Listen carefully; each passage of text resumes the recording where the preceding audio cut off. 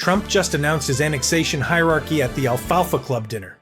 Canada first, Greenland second, Venezuela third. That's the order he wants to absorb sovereign nations into the United States. Saturday night, February 1st, 2026. In front of Washington's political elite, Trump laid out his expansion plan like he was reading a shopping list. I want to make Canada the 51st state. Greenland will be 52nd. Venezuela 53rd. The room went silent. Not applause.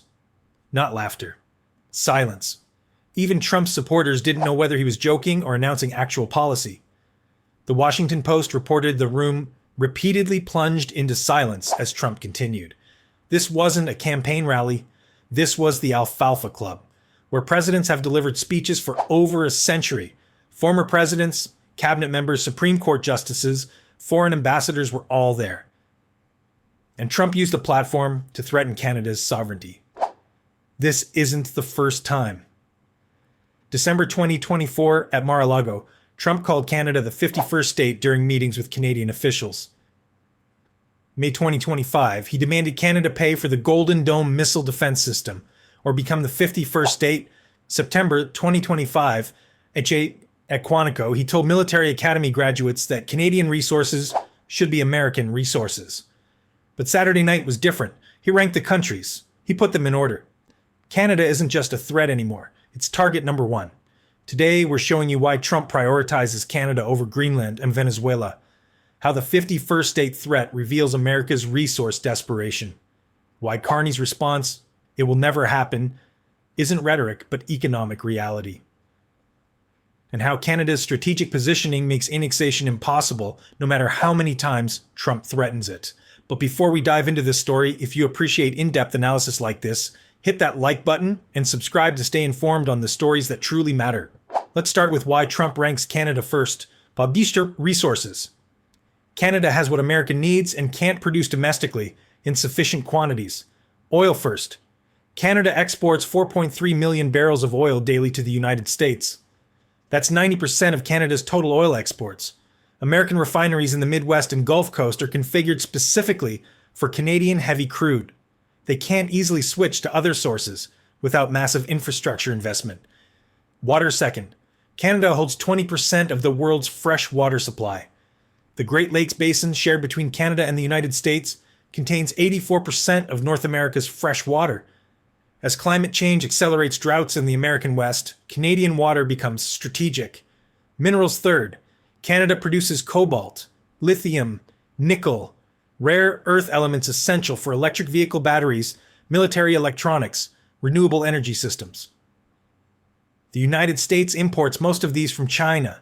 Securing Canadian mineral reserves eliminates Chinese leverage. The Arctic fourth.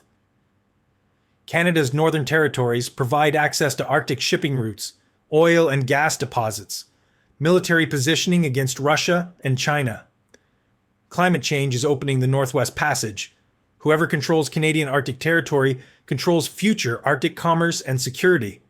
Trump's 51st state threats aren't abstract geopolitical posturing. They're resource acquisition strategy wrapped in annexation language. But here's what Trump doesn't understand. Canada isn't Alaska in 1867, available for purchase because Russia needed cash. Canada is the world's 9th largest economy, a G7 member, NATO ally with independent foreign policy, and increasingly diversified trade relationships that don't depend on American markets. Carney's government has spent 2 years reducing Canadian economic dependence on the United States.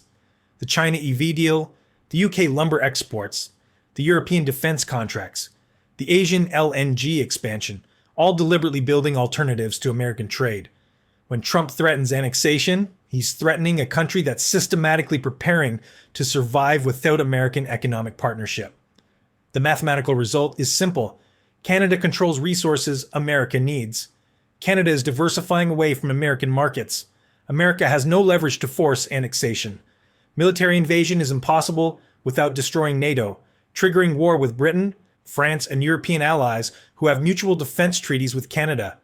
Economic coercion is weakening as Canadian trade diversifies. Diplomatic pressure is counterproductive because each threat accelerates Canadian independence efforts. Trump's 51st state rhetoric makes annexation less possible, not more, every time he says it. Here's where Trump's strategy collapses under its own logic. To annex Canada, the United States would need Canadian cooperation or military conquest. Cooperation is impossible. 87% of Canadians oppose becoming part of the United States, according to multiple polls. That's not a slim majority, that's near universal rejection. Canadian identity is built partly on not being American. The national healthcare system, gun control laws, multiculturalism policies, parliamentary democracy all define Canada as distinct from the United States. Asking Canadians to join America is like asking them to dissolve their national identity. It won't happen through referendum or democratic process. Military conquest, then? Impossible. Canada and the United States share the longest undefended border in the world, precisely because military conflict is unthinkable. Both are NATO members. An American invasion of Canada would dissolve NATO instantly. Britain, France, Germany, every European ally would face impossible choice. Honor mutual defense obligations with Canada or side with America. Most would choose Canada or neutrality. The alliance that has prevented major power war for 75 years would end. Russia and China would celebrate as the Western alliance imploded. Beyond NATO, Canada has defense agreements with Britain under the Commonwealth. British military forces are obligated to defend Canadian sovereignty. American troops fighting Canadian troops means American troops fighting British troops. That scenario is strategically insane. Economic annexation, also failing. Canada's economy is diversifying away from American dependence. 2 years ago, 75% of Canadian exports went to the United States.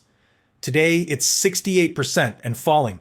The China EV deal redirected automotive exports.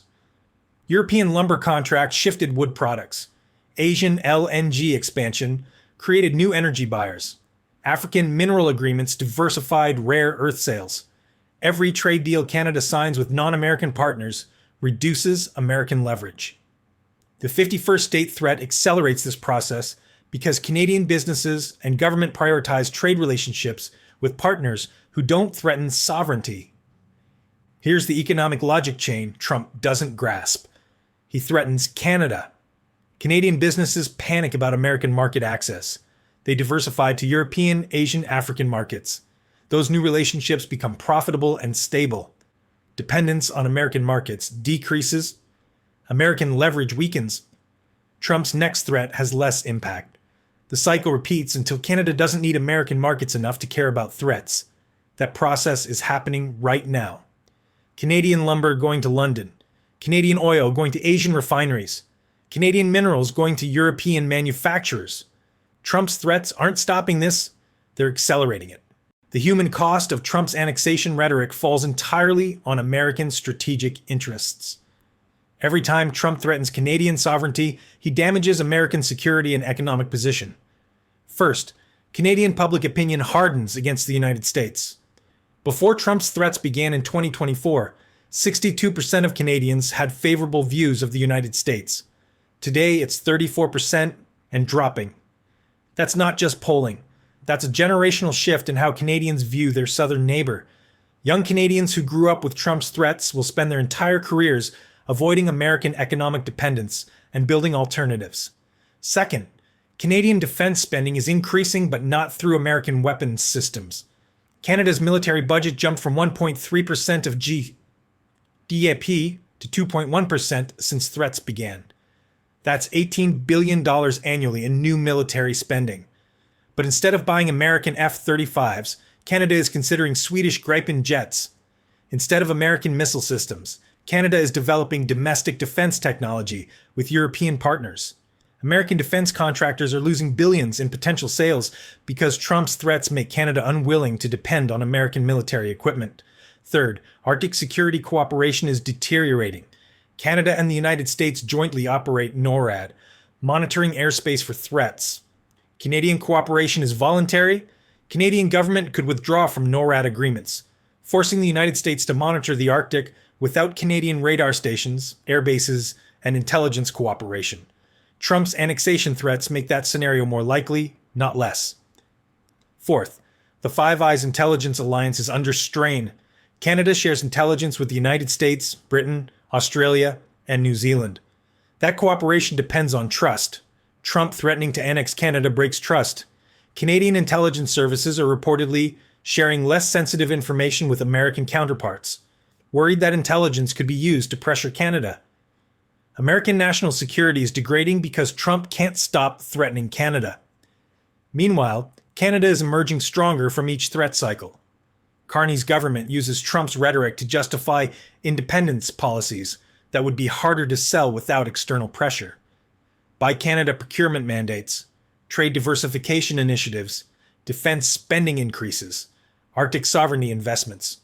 All gain public support because Canadians see them as necessary responses to American threats.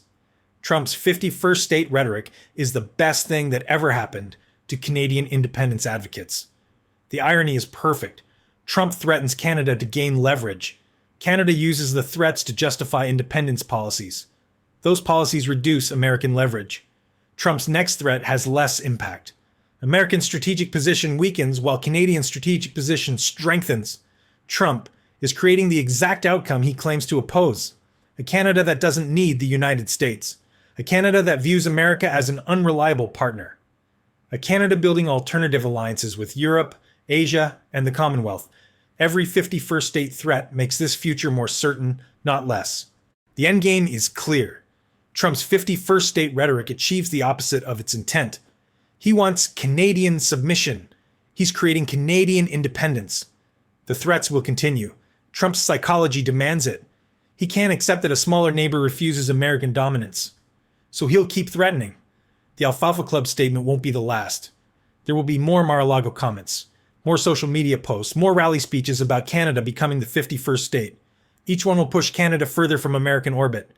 Here's how it plays out long term. Canadian dependence on American markets drops below 60% within 5 years. That's the threshold, where American economic leverage becomes marginal. Canada can survive losing American trade access because alternative markets provide sufficient demand. At that point, Trump's threats become noise. They don't change Canadian behavior because Canada doesn't need American cooperation to thrive. Canadian military independence accelerates. Within a decade, Canada operates entirely European or domestically produced weapon systems. American defense contractors lose access to Canadian military procurement. Canadian armed forces train primarily with European and Commonwealth partners. NORAD cooperation continues but becomes more transactional, less integrated. Arctic sovereignty becomes Canadian-European partnership. Norway, Sweden, Finland, Denmark, all Arctic nations concerned about Russian aggression, form deeper security cooperation with Canada. They provide the military technology, intelligence sharing, and naval cooperation that Canada used to get from the United States. American influence in the Arctic diminishes as Canadian-European alliance strengthens. The cultural shift is permanent. The generation of Canadians growing up with Trump's annexation threats will never trust American partnership. They'll spend their careers building Canadian independence and alternative alliances. That's 40 years of Canadian leadership prioritizing non-American relationships. The damage to American strategic interests lasts decades. Canada, meanwhile, emerges as a model for middle powers facing pressure from larger neighbors. Other countries watch how Canada responds to American threats. They see trade diversification working. They see defense independence succeeding. They see sovereignty maintained through strategic partnerships with Europe and Asia. Canada becomes the example that American economic and military pressure can be resisted through smart diversification and alliance building. Trump thought threatening Canada would force submission. He permanently elevated Canada's independence and gave middle powers worldwide a blueprint for resisting American coercion. He made Canadian sovereignty more secure, not less. He pushed Canada into European and Asian partnerships that make North American integration impossible. He damaged American strategic interests for a generation because he couldn't resist threatening a neighbor. Canada paid no short-term cost. Carney used the threats to justify policies he wanted anyway. Canadian public supports independence measures because Trump's rhetoric creates the perfect political environment. The long-term cost is America's. Strategic partnerships broken, intelligence cooperation degraded, defense market access lost, Arctic influence diminished. A generation of Canadians who view the United States as threat rather than ally. Trump announced his expansion plans at the Alfalfa Club. Canada first, Greenland second, Venezuela third. He'll never get any of them. But his threats will push Canada away permanently. That's not leverage. That's strategic incompetence that historians will study for decades. Canada wins, Trump loses,